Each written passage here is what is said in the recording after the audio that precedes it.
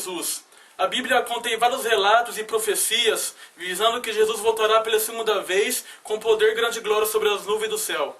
A segunda vinda de Jesus é o evento mais esperado pelo povo de Deus, pois será a consumação de todas as coisas e aonde estaremos com Ele eternamente.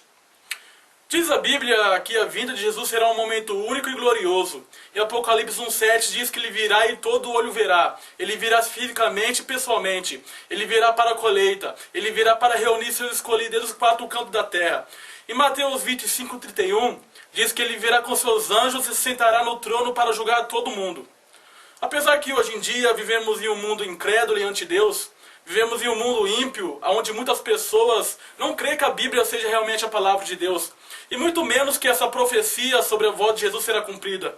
Hoje em dia vamos encontrar muitas pessoas dizendo que a Bíblia e as profecias nelas contidas são tudo conto de fadas, que manipula somente pessoas que têm uma fé cega. Não é à toa que o apóstolo Pedro relatou em sua carta nos primeiros séculos, dizendo que nos últimos dias viriam escarnecedores que zombariam e duvidariam da promessa da volta de Jesus. Pessoas dizendo, aonde está a promessa da sua vinda? Porque desde que os pais dormiram, todas as coisas permanecem como desde o princípio da criação. Isso que o apóstolo Pedro relatou em sua carta é exatamente o retrato dos nossos dias. Pessoas incrédulas que zombam da palavra de Deus e que duvidam da volta de Jesus.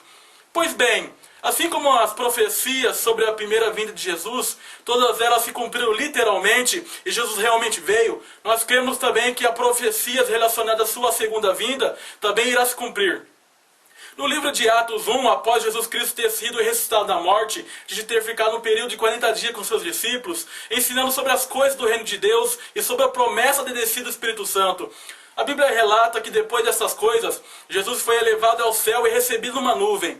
E após sua ascensão ao céu, apareceu 2 anjos vestidos de brancos e dizendo para os testemunhas que estavam ali presenciando Jesus subir. Os anjos disseram, varões galileus, por que ficais olhando para o céu? Esse Jesus que dentre vós foi recebido em cima no céu, adivinha assim como para o céu vestir. Irmãos, conforme vemos, a Bíblia deixa claro que Jesus voltará pela segunda vez. Ele voltará da mesma maneira que ele subiu. Mas a pergunta que todos fazem hoje em dia é essa. Por que se passaram mais de 2000 anos e ainda Jesus não voltou? Por que essa promessa da vinda de Jesus ainda não se cumpriu? Muitos homens no decorrer da humanidade quiseram prever e marcar data sobre o fim do mundo, como foi no caso dos maias, que previu que o mundo acabaria em 2012. Todos esses homens que marcaram datas e fizeram essas previsões, todos esses homens se frustraram. E por quê? Porque a Bíblia diz em Mateus 24:36 que aquele dia e hora ninguém sabe, nem os anjos do céu, nem o Filho, somente o Pai. Outra passagem diz, amado, não ignoreis uma coisa, que um dia para o Senhor é como 1000 anos, e 1000 anos como um dia. O Senhor não retarda a sua promessa, ainda que algum tem por tardia. Ou seja, o dia exato da volta de Jesus e do fim do mundo está no tempo determinado por Deus. É Deus quem decretou pela sua soberania o dia e a hora que deve acontecer esse evento. A palavra de Deus nos ensina que, acerca dos tempos e das épocas, não necessitamos saber, pois o dia do Senhor virá como ladrão de noite. Ou seja, quando o ladrão ele sai para roubar, ele vem uma hora que ninguém estava esperando. E a volta de Jesus será assim também, será semelhante a de um ladrão. Ele voltará em uma hora que todos vão estar desapercebidos e dormindo. É por isso que a Bíblia exorta o povo de Deus a estar sempre vigilantes e a estar sempre alerta. E não ficar dormindo como os demais, pois quando Cristo retornar, Ele não nos pegue desprevenido e nos ache de surpresa. Pois bem, será que vamos esperar a voz de Jesus sem ao menos ter a noção quando Ele vai voltar? Mesmo não sabendo quando Cristo voltará, Jesus ainda quando estava presente aqui na terra, Ele nos deixou alguns sinais que marcariam a brevidade da sua volta. Sinais esses que iriam se cumprir progressivamente no mundo e que serviria de alerta para saber que Ele está próximo para voltar.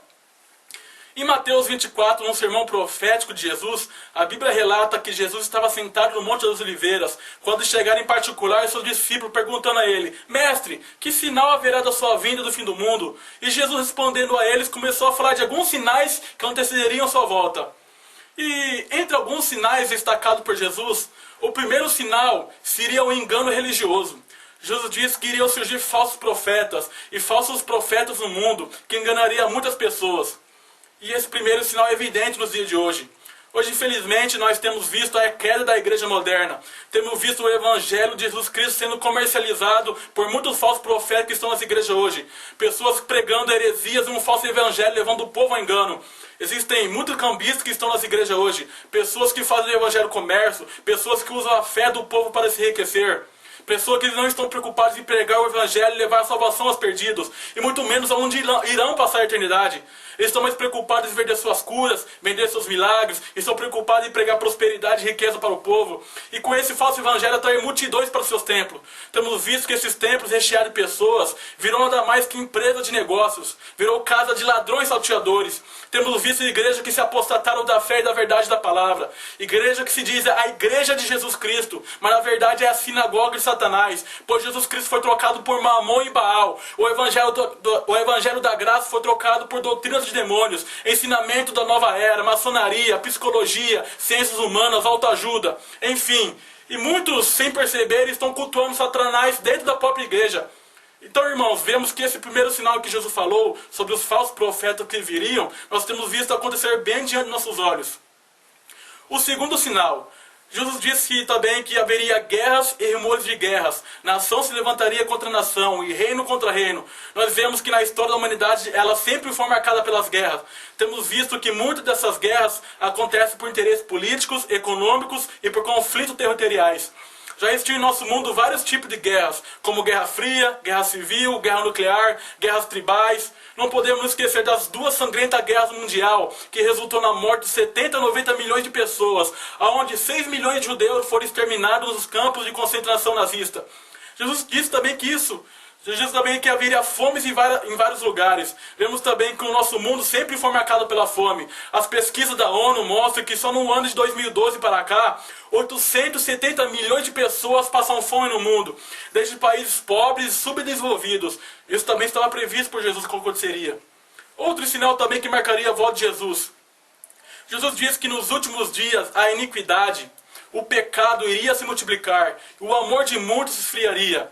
E agora, olhando para os nossos dias atuais em que vivemos, temos visto o esfriamento do amor e o mundo se tornando cada vez mais inimigo e mais rebelde contra Deus. Nós temos visto em nosso mundo o aumento da imoralidade, da perversão sexual, da fornicação, o adultério, da pornografia, os abortos, a pedofilia, as drogas, a matança, as novelas, os programas imorais na TV. São coisas que nos mostram a verdadeira natureza do ser humano. O homem, filho de Adão, que está totalmente depravado pelo pecado, ele está cada vez mais imoral e mais corrupto. Assim como diz na carta de Efésios, no capítulo 2, que o homem está totalmente morto nos seus delitos e pecados. Ele é por natureza filho da desobediência, que anda segundo o curso deste mundo, satisfazendo a vontade da carne e dos pensamentos. O homem que se encontra nessa situação de trevas em que ele está, eles vivem achando que são livres neste mundo, mas que na verdade estão cegos espiritualmente, estão vivendo numa prisão acorrentada, onde estão escravizados pelo pecado, pelo mundo e pelo Satanás. Vivemos em um mundo, nos dias onde o pecado aumentou tanto, que hoje o pecado é tido como se fosse algo normal para as pessoas. Elas vivem suas vidas se deleitando no pecado. Vivem como se Deus não estivesse mais se importando com isso. E que o juízo dele não virá mais sobre aqueles que praticam o mal e a iniquidade. Isso que temos visto em nossos dias é um cumprimento daquilo que o apóstolo Paulo relatou em sua segunda carta a Timóteo. Ele retrata dizendo, como seria o retrato do ser humano nos últimos dias? Ele começa dizendo assim, sabe, porém, que nos últimos dias sobrevirão tempos trabalhosos, porque haverá homens amantes de si mesmo, avarentos, presunçosos, soberbos, blasfemos, desobedientes a pais e mães, ingratos, profanos, sem afeto natural, irreconciliáveis, caluniadores, incontinentes, cruéis, sem amor para com os bons, traidores, obstinados, orgulhosos, mais amigos dos deleites do que amigos de Deus. Isso tudo que o apóstolo está relatando em sua carta é exatamente os dias que nós estamos vivendo. A sociedade bebe iniquidade como se fosse água. Ela está cada vez mais imoral, mais pervertida, está cada vez mais corrupta e inimiga de Deus. Pois bem, assim, a Bíblia diz também que Jesus voltaria num cenário semelhante aos dias de Ló. E o que marcou nos dias de Ló em Sodoma e Gomorra? Os estudiosos afirmam que os moradores daquela cidade viviam suas vidas em pura sodomia e perversão sexual. Toda sorte de moralidade e depravação acontecia naquele lugar. O homossexualismo, o pecado era tão comum nos dias de Ló, que a Bíblia relata que até os moços daquela cidade queriam ter relações sexuais com os anjos que estavam com Ló em sua casa. Enfim, o pecado era tanto naquela cidade, que Deus teve que mandar fogo e enxofre do céu, consumindo a todos os moradores daquele lugar. Deus fez isso como uma forma de juízo sobre o pecado em que eles viviam. E a Bíblia revela para nós que Jesus voltará semelhante aos dias de Ló. Então nós vemos que a volta de Jesus será marcada por um aumento desenfreado de pecado, homossexualismo e toda sorte de imoralidade e perversão. E agora eu te convido para olhar para o nosso cenário atual que nós vivemos. Será que o nosso mundo não está caminhando como era nos dias de Ló? Veja você como as leis anticristãs estão sendo aprovadas e liberadas a passo largo em nossos dias. Veja as leis promovendo o pecado e criando uma sociedade cada vez mais imoral e inimiga de Deus. Você pode perceber que essas leis são tudo antifamília e que quebram os princípios da Bíblia. Essas leis estão promovendo tanto o pecado que hoje em dia, ao você sair na rua ou olhar na televisão, dificilmente você não sabe diferenciar mais quem é homem ou quem é mulher. Você pode ver os famosos do mundo se declarando na mídia e se revelando ao mundo inteiro que são homossexuais. Você irá ver em nossos dias igrejas apóstatas que já estão aceitando essa prática e não julgam mais ser pecado. Você irá ver igrejas onde o sacerdócio é gay e até igrejas realizando casamento homem com homem e mulher com mulher. Já existem leis que estão em andamento, proibindo alguém pregar contra essas práticas. O indivíduo que for pego dizendo que essas práticas homossexuais é pecado, segundo a Bíblia, vai ser considerado pelo Estado crime de preconceito e homofobia e poderá pegar até 5 anos de prisão. Meu irmão, nós estamos vivendo dias difíceis. A palavra de Deus diz que nós devemos andar prudentemente como nécios e como sábios, remindo o tempo por quantos dias são maus. Conforme vemos essas leis anticristãs que estão sendo liberadas a passos largos, não vai demorar muito também para ser totalmente liberado em nosso país. E você que é cristão, você que tem a Bíblia como a palavra de Deus, você deve estar bem preparado para enfrentar esse tipo de coisa que virá. Se você for contra essas práticas, por elas serem aos contrários aos ensinamentos da palavra, provavelmente eles irão nos perseguir. Nós vemos que na história da igreja primitiva, que os cristãos do primeiro século viviam uma perseguição terrível naquela época. Muitos foram perseguidos, decapitados e martirizados por não negarem sua fé em Jesus Cristo. E todos esses cristãos perseguidos morreram conhecidos não como cristãos verdadeiros, mas como hereges e inimigos do Estado. E com nós nesse tempo não vai ser muito diferente do nosso irmão do passado. Se formos batalhar pela fé e não se calar diante de tudo aquilo que a Bíblia não aprova, pode ter certeza que seremos perseguidos. Então, conforme essas fortes evidências que nós vemos que o mundo está caminhando praticamente a viver semelhante aos dias de Ló. A Bíblia diz também em Mateus 24:38 que a volta do Filho do Homem será semelhante aos dias de Noé. A Bíblia diz assim: porquanto, assim como nos dias anteriores ao dilúvio, eles comiam, bebiam, casavam e davam em casamento, até o dia em que Noé entrou na arca, veio o dilúvio e os levou. Comiam e bebiam. Isso significa que eles viviam preocupados com as coisas da terra, vivendo suas vidas normais, preocupados com as paixões, relacionamentos, preocupados com os bens materiais, preocupados com as riquezas deste mundo, até que eles não perceberam e veio o dilúvio e os levou. Meu irmão, isso que a Bíblia relata, que a volta de Jesus será semelhante aos dias de Noé, é exatamente também os dias que nós estamos vivendo. Nós estamos praticamente vivendo semelhante aos dias de Noé. Hoje você pode perceber que as pessoas do mundo vivem suas vidas somente focadas nas coisas da terra. Vivem ansiosos, procurando riqueza e prosperidade. Vivem procurando preencher o vazio do coração nas bebidas, nas drogas, no sexo ilícito, no pecado e nas coisas que este mundo tem a oferecer. E ao mesmo tempo que elas vivem nessa rotina, vivendo procurando prazer neste mundo, elas estão se esquecendo de Deus e se esquecendo de onde passarão a eternidade. Não só o mundo se encontra nesse estado, mas também a igreja de Jesus Cristo está vivendo semelhante ao mundo. Ela está praticamente dormindo como o mundo. A igreja do Senhor está procurando satisfação nas coisas da terra e não satisfação em Deus. A Bíblia nos ensina que a igreja não foi chamada para viver como o mundo vive. A igreja foi chamada para ser o sal da terra e a luz deste mundo. A igreja foi chamada para testemunhar de Cristo na terra. A igreja foi chamada para santificar e se preparar para o seu noivo que virá. A igreja não foi chamada para juntar tesouro na terra, e sim tesouro no céu. Pois a Bíblia diz em Colossenses 3 que se ressuscitamos com Cristo, devemos buscar as coisas que são de cima, onde Cristo está sentado, e não nas coisas aqui dessa terra. Pois o que adianta o homem ganhar o mundo inteiro e perder sua alma? O que adianta o homem conquistar bens? O que adianta o homem conquistar riquezas neste mundo? O que adianta o homem ter sucesso na carreira profissional e chegar no final de sua vida ele perecer no inferno se caso não tenha a salvação de sua alma? E muitos crentes nos nossos dias se esqueceram que a nossa moradia não é aqui. Nós somos apenas peregrinos e forasteiros em terras estranhas. Estamos aqui apenas de passagem, pois nós somos cidadãos do céu.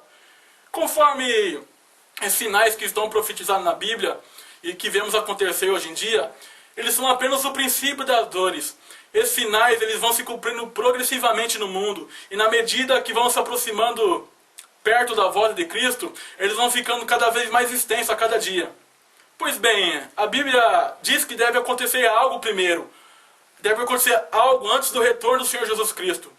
O apóstolo Paulo, escrevendo a sua segunda carta aos Tessalonicenses, ele disse que o Senhor Jesus não virá sem que antes venha primeiro a apostasia e seja revelado o homem da iniquidade, o filho da perdição. Quando o apóstolo Paulo relatou isso em sua carta, ele a escreveu porque houve a necessidade de dar instruções aos crentes de Tessalônica com o propósito de tirar as dúvidas dos crentes a respeito da segunda vinda de Cristo. Porque quando Paulo enviou a sua primeira carta a essa igreja, ele tinha ensinado sobre escatologia para ela. Ou seja, ele tinha ensinado sobre a realidade da volta de Cristo, que seria repentina, e também sobre a realidade da ressurreição dos crentes, que iriam acontecer quando Cristo retornasse. Mas mesmo depois, após Paulo ter enviado essa primeira carta, Paulo recebeu uma notícia vinda de Tessalônica, dizendo que alguns crentes entenderam mal seu ensino a respeito da vinda de Cristo, e que muitos na igreja estavam confusos sobre quando ocorreria esse evento. Devido ao aumento da perseguição naquela época, muitos crentes pensavam que o dia do Senhor ocorreria a qualquer momento, e levando em conta este engano, muitos persistiram em permanecer ociosos, vivendo desordenadamente, e muitos crentes até pararam de trabalhar e ficaram apenas aguardando a volta de Cristo. Então Paulo, sabendo disso, agiu rapidamente e escreveu a sua segunda carta para responder diretamente a essas dúvidas que os crentes estavam em relação à segunda vinda de Cristo. Então, logo nos primeiros versículos dessa segunda carta, nós vemos Paulo começando alertando os crentes que a vinda do Senhor e a nossa reunião com Ele não era para se mover facilmente do vosso modo de pensar, quer por epístola, quer por palavra, que o dia do Senhor já estaria já perto. Ou seja, Paulo está dizendo que não era para eles darem ouvido a rumores e nem ensinos de que o dia do Senhor aconteceria a qualquer momento, pois algo deveria acontecer ainda para que Jesus volte. Então Paulo, no verso 3, ele responde dizendo o que deve vir primeiro. Ele responde dizendo assim, que ninguém de modo vos engane, porque a vinda do Senhor não virá sem que antes venha a primeira apostasia, e seja revelado o homem do pecado, o filho da perdição. Ou seja, Paulo está querendo dizer que a volta de Jesus e o reabatimento da igreja não vai acontecer sem que antes venha primeiro a apostasia, e com essa apostasia o surgimento do homem da iniquidade. Mas o que é essa apostasia em que Paulo está retratando aqui? Paulo, ao falar dessa apostasia, ele já havia algo desse espírito de apostasia em seus dias. Mas a apostasia que Paulo está retratando em sua carta é uma apostasia geral que assumirá proporções maiores nos últimos dias. Ou seja, uma rebelião total do mundo ímpio contra Deus e também um abandono da fé de muitos crentes que professavam ser cristãos, mas que nesse tempo vão se apostatar da fé. Então, junto com essa apostasia, haverá o surgimento do homem do pecado, o filho da perdição, que é conhecido como o anticristo, e ele irá se manifestar primeiro antes do retorno do Senhor Jesus Cristo. A Bíblia não deixa nenhuma dúvida que, quando o anticristo se revelar, ele, juntamente com o seu reinado, irá perseguir os verdadeiros cristãos. Em Apocalipse, o anticristo é retratado como a besta que sobe do mar, e que sairá para fazer guerra aos santos e vencê-los. Esse período do anticristo é conhecido na Bíblia como a grande tribulação. Esse período diz a Bíblia que será um momento de terror que nunca houve desde o princípio do mundo até hoje. Jesus, portanto, menciona que essa grande tribulação que aconteceria seria um sinal da sua volta e do fim do mundo. A Bíblia diz assim, que logo depois da tribulação daqueles dias, o sol escurecerá e a lua não dará sua luz. Então aparecerá no céu o sinal do Filho do Homem, e todas as tribos da terra se lamentarão e verão o Filho do Homem vindo sobre as nuvens do céu. Então nós vemos que logo após essa grande tribulação, que Cristo retorna com seus anjos, e ao som da trombeta, ele irá reunir todos os seus eleitos que há nesse mundo. É nesse tempo que haverá a ressurreição dos crentes. É nesse tempo que ele destruirá o anticristo apenas com a sopro da sua boca e com a manifestação da sua vinda. É nesse tempo que Cristo assentará no trono como juiz para julgar as nações. Então, irmãos, conforme vemos na Bíblia, todos os sinais de profecia que estão se cumprindo, e falta alguns sinais ainda a se cumprir, como esse que eu acabei de dizer, todos esses sinais servem de alerta para o povo de Deus. A Bíblia diz em Lucas 28 que quando essas coisas começarem a acontecer, exultai e levantai as vossas cabeças, porque a vossa redenção se aproxima. Jesus diz também que passarão o céu e a terra, mas a palavra dele jamais passarão.